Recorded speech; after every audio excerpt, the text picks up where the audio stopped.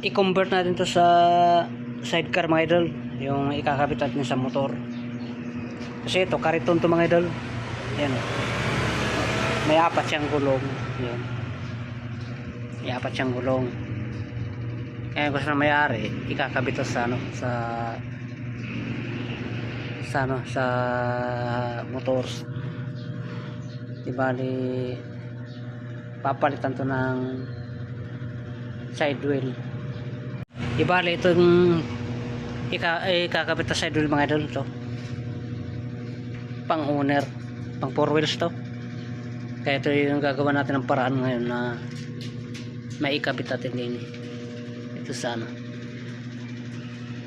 Parang pang mabigatan daw ang nito, mabigatan ikakarga dito, kaya ito ang pinapakabit ng may-ari. Yan ang gagawin natin ng paraan. Laki ng gulong yung ating ilagyan natin ng pinakabukasan, pintuan ang ating gagawin sidecar. Convert natin yan.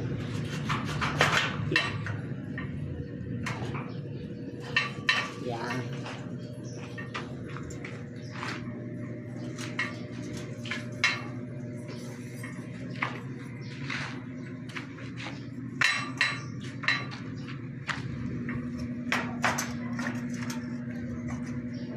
Ito yung pintuan mga idol.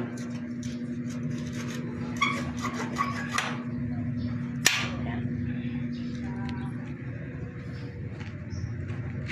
Yan. Side wheel na ilalagay natin bago natin ikot sa motor. Ito yung ilagay natin sa mga idol. Yan, ito yung ilagay natin sa side wheel. Yan, ilagay natin dyan. Yan, laki ng kulong pang to, pang 4 wheels. 4 wheels ang ilalagay natin side wheel. Bago natin ilagay ito mga idol dyan sa side wheel, ang ihi kasi nito, yan nakakabit dyan sa yan. Ito yung tinatanggal yan. Kaya ang gagawin natin, ari na lang mga idol, ito. Dito tayo dito tayo mag weldingan natin ng bakal dito, yung pinakaihi niya. So, ito naman ikukonekta natin doon sa sidecar. Yan, nakaganyan yan. Yan. Yan. Tapos ito. Yan. Yan. Yung ihi na yan, nakakonekta yan dyan dito. Ito mga idol, ang kanyang setup na kanyang mulyo mga idol. Yan. Yan. Meron siya ditong pinaka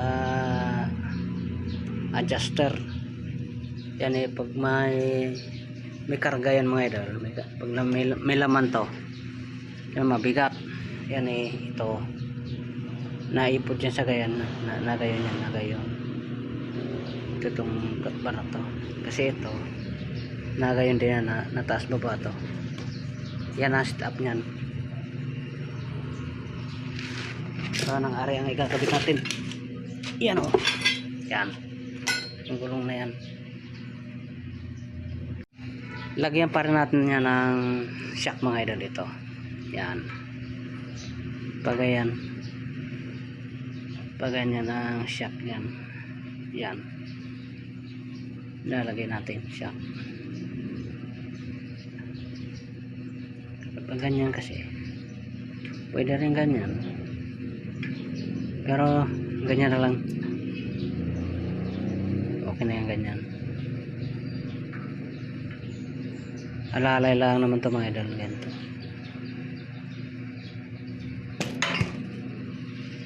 Ito yung setup natin sa ating mulyo mga idol. Nilagyan natin ng shock absorber dito para babalik siyang ganyan. Saka itong kanyang mulye, yan, pinapatibay lang natin dito. Yan. Tapos dito ilalagay natin yung ating gulong. Dito natin i-welding. Ito, itong gulong na to. Ito na mga idol, naikabit na natin na ating side wheel. Yan. Ito na kanyang side wheel ngayon. Yan. Ayos na yung kanyang molyo. Naikabit na rin. Pati side wheel.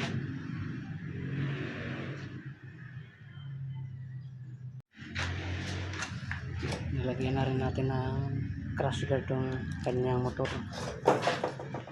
Luma lang dito mga idol. Conversion din. Saka natin nakabit dito sa kanyang motor. Naka-ready na yung kanyang crash guard.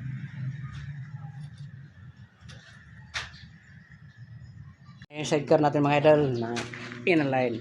Yan. Yung conversion natin na Cariton, ginawa natin yung sidecar. O, yan.